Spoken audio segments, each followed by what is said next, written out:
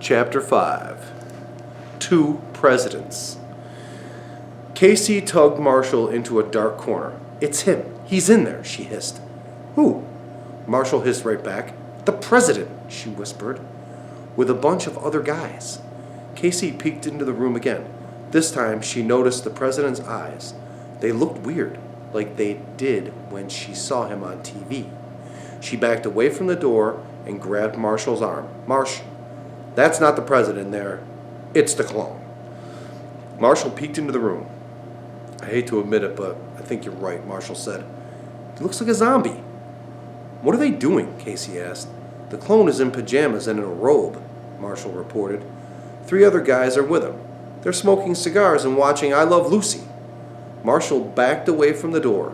"Okay, we found the clone. Now what?"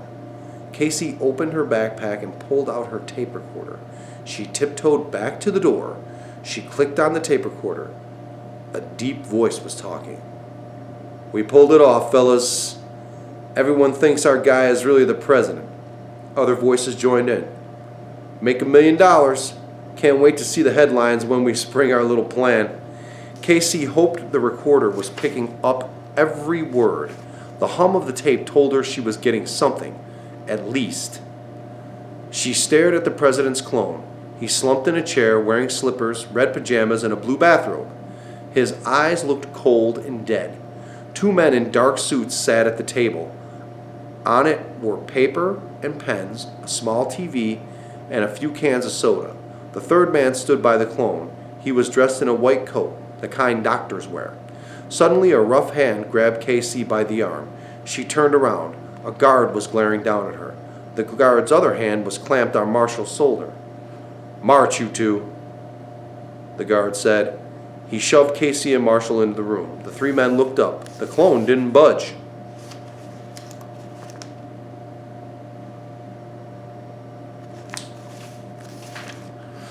"Well, what have we here?" the man in the doctor suit said. Moving like an eel, he crossed the room. "I found him in the hall," the guard said, "playing peekaboo outside the door." The guard's breath smelled like sweaty sneakers. His fingers felt like iron on the back of Casey's neck. "Explain yourselves, please," the man in the white said. His voice bubbled like he was underwater. "We were on a tour and got lost," Casey said. The man laughed. "A tour at 10:30? In the White House basement?" "I don't think so." Casey had never seen a scarier face. His head was totally bald. Pale blue eyes bugged out and his teeth were yellow. His arm shot out. "I'll just have that recorder, please." "No, you won't," Casey said. "I need it for a school report." The man grabbed the recorder out of her hands. He pushed the rewind button, then pressed play, and everyone in the room heard the men's voices. The man in white glared at Casey. "Quite the little liar, aren't you?" he said. "I'm not It's my fault," Marshall said. "See, we were on a tour. Then I decided to go look for the president." Marshall smiled innocently and at the glaring men. "I wanted the president's autograph, so I talked my friend into helping me look for him." Marshall turned to the clone. "Hi, Mr. President. Can I have your autograph?" The clone didn't even blink. "The brat's lying through his teeth," one of the other men barked. "We'll get the truth later," the man in white said. "For now, they can join our friend. Bring them to the storage room." "May I please have my tape recorder?" Casey asked. "I really need it for school." The man in white coat showed his yellow teeth. Then he threw the machine to the floor. When it hit, the tape ejected. Still grinning, the man ground the tape and the recorder under his foot. Soon, they were nothing but mashed bits of plastic. All the men laughed. "Take these brats away," the man in the lab coat snapped at the guard. The guard dragged Casey and Marshall back into the dark hallway. They both struggled, but the man was too strong. Casey yelled. No one came to help. "Shut up or you'll be sorry," the guard snapped.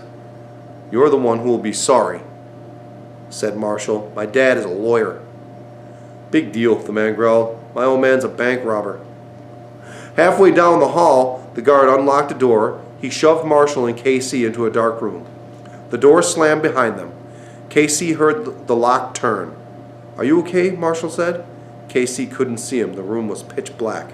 "Yeah, I'm all right," she said. rubbing the back of her neck. How about you? I'm okay, but what's that smell? Marshall asked. It's like my dad's aftershave lotion. Shh! I hear something, Casey said. Marshall leaned against her in the dark. Don't say that. I'm scared enough.